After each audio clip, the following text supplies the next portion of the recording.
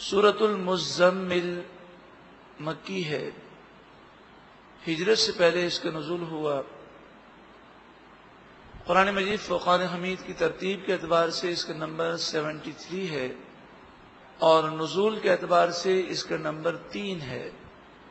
سب سے پہلے سورہ علق نازل ہوئی، پھر سورہ قلم اور پھر سورہ مزمل کا نزول ہے، اور سورۃ المزمل کے بعد سورۃ المدثر نازل ہوئی۔ اس سورہ مبارکہ میں 20 آیتیں اور 2 رکوع ہیں۔ بسم اللہ الرحمن الرحیم، اللہ کے نام سے شروع جو بہت زیادہ مہربان نہایت رحم کرنے والا۔ یا ایھا المزمل، اس کا ترجمہ سننے سے پہلے ایک اصول سمجھ لیجئے۔ عرب لوگوں کا یہ دستور موجود تھا کہ جب کسی کے ساتھ لطف و محبت کا اظہار کرنا ہو تو جس حالت میں وہ ہو اسی سے اسم مشتق کر کے اس کو خطاب کرتے ہیں۔ اس کو یوں سمجھیے کہ حضرت حذیفہ رضی اللہ تعالی عنہم آپ سو رہے تھے تو نبی اکرم صلی اللہ علیہ وآلہ وسلم نے انہیں پیار سے جگایا، اور جس حالت میں آپ تھے اسی حالت سے آپ نے ان کو یاد کیا۔ فَمَا قُمْ یا نعمان، اے سونے والے تو اٹھ جا۔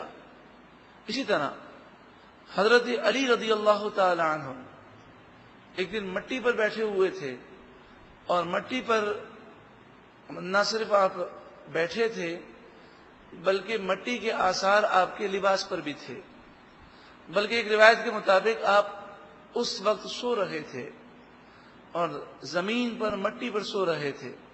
نبی اکرم صلی اللہ علیہ وآلہ وسلم نے ارشاد فرمایا قم یا ابا تراب، اے مٹی والے کھڑے ہو جائیے۔ حضرت ابو ہریرہ رضی اللہ تعالی عنہ آپ نبی اکرم صلی اللہ علیہ وآلہ وسلم کی خدمت میں اس عالم میں حاضر ہوئے کہ آپ کی آستین کے اندر ایک بلی کا چھوٹا سا بچہ تھا جو آستین سے نکل کر نبی اکرم صلی اللہ علیہ وآلہ وسلم کے سامنے وہ آستین سے نکلا تو آپ نے فرمایا اے ابو ہریرہ، ہریرہ کے معنی ہے چھوٹی بلی، تو آپ نے فرمایا اے ابو ہریرہ، اے چھوٹی بلی والے۔ عربوں کا یہ انداز ہے کہ کسی کو محبت سے یاد کرنا ہو تو وہ جس حالت میں ہو اس حالت کا ذکر کیا جاتا ہے۔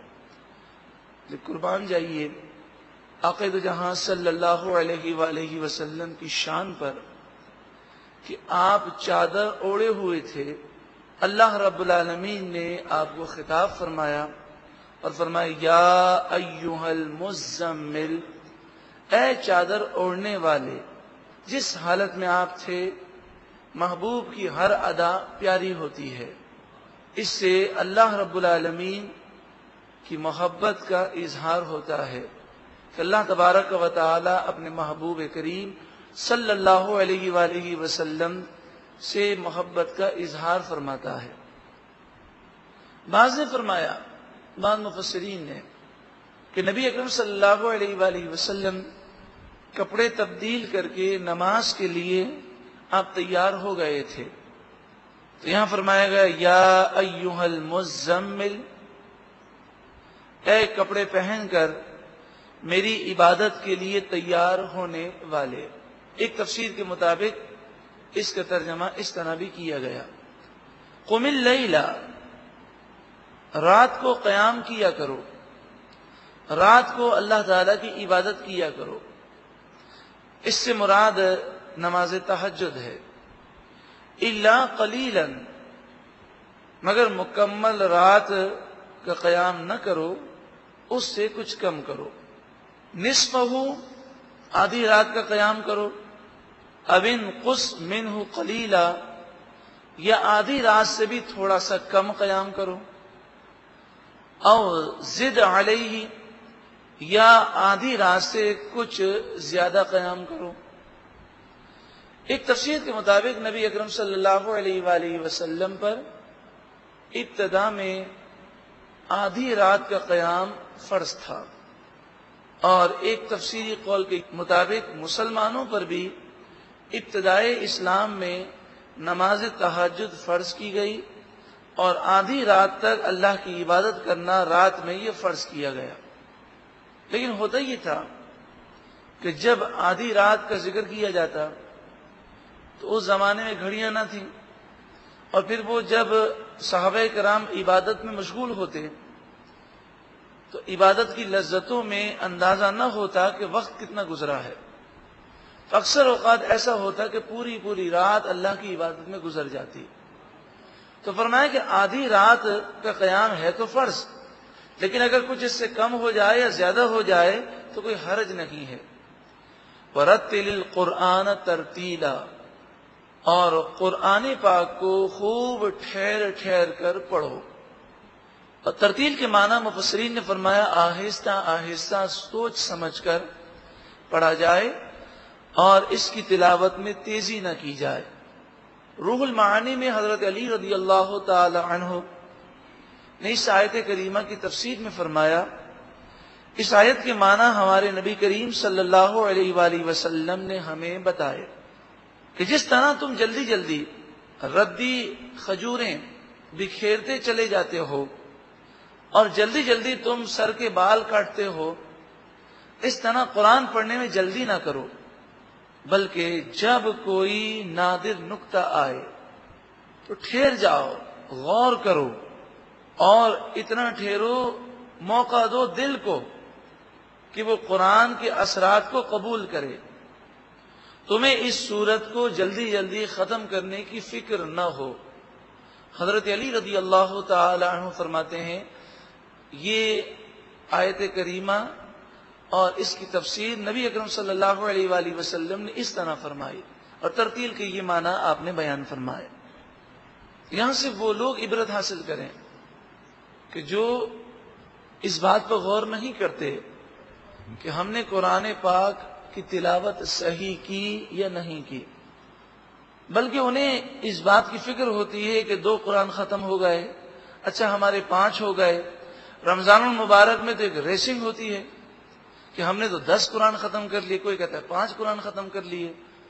لیکن 5 قرآن پاک ختم کرنا اچھی بات ہے، مگر یہ اچھی بات اس وقت ہوگی جب صحیح تلفظ کے ساتھ، اطمینان کے ساتھ اور صحیح انداز میں قرآن پاک کی تلاوت کی ہوگی۔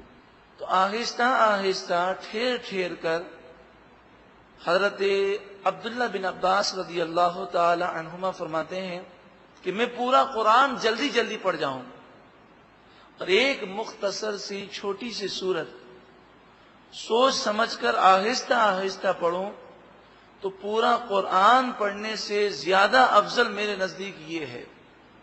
اس کی جلدی نہ کی جائے کہ ہمارے 10 قرآن ختم ہوئے کہ 5 ہوئے، بس کوشش کی جائے کہ ہم قرآن پاک صحیح انداز میں پڑھنے میں کامیاب ہوں۔ پھر بھی جب ختم قرآن ہو تو یہی دعا مانگی جائے کہ پروردگار ہم قرآن پاک پڑھنے کا حق ادا نہ کر سکے تو ہماری کوتاہیوں کو معاف فرما۔ انا سنلقی علیک قولا ثقیلا، بے شک ہم عنقریب آپ پر بھاری بات کو ڈالیں گے، یعنی عنقریب شریعت کے بھاری احکامات آپ پر آئیں گے، اور اس وقت آپ کی ذمہ داریاں بھی بڑھ جائیں گی۔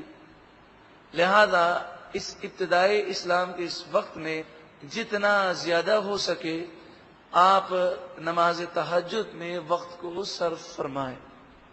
اسی لیے مفسرین فرماتے ہیں کہ بعد میں مسلمانوں پر تو نماز تہجد فرض نہ رہی، لیکن نبی اکرم صلی اللہ علیہ وآلہ وسلم پر نماز تہجد تو فرض رہی، مگر آپ پر آدھی رات تک قیام کرنا یہ فرض نہ رہا۔ آپ چاہے اٹھ کر 2 رکعت نفل ادا کر لیں، آپ کا یہ فریضہ ادا ہو جاتا ہے۔ یہ تمام باتیں ایک تفسیری قول کے مطابق ہیں، اس میں مختلف اقوال ہیں۔ اِنَّا نَاشِئَةَ اللَّيْلِ هِيَ أَشَدُّ وَطْئًا وَأَقْوَمُ قِيلًا، بے شک رات کا اٹھنا وہ نفس کو کچلنے والا ہے۔